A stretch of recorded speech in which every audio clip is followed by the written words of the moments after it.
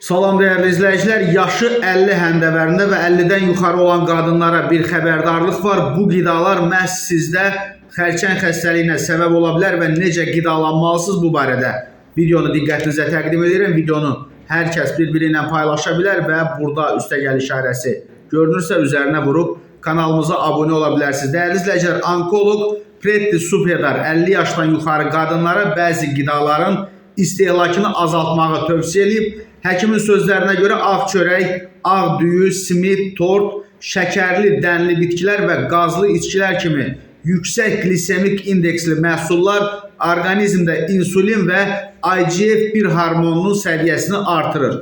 Bu hormonlar isə xərçəng hüceyrələrinin nəzarətsiz böyüməyinə səbəb ola bilir. Belə qidalar bədəndə xroniki iltihaba yol açır və sərbəst radikalların səviyyəsini yüksəldərək anormal hüceyrələrin inkişafı üçün əlverişli mühit yaradır. Onkoloq bildirir ki, 50 yaşdan yuxarı insanlar daha çox tam taxıllı məhsullar, meyvə, tərəvəz, təbii yağlar, paxlalılar və yağsız zülallardan ibarət pəhriz saxlamalıdır və videonu bir daha qeyd edirəm, hər kəs bir-biri ilə paylaşa bilər.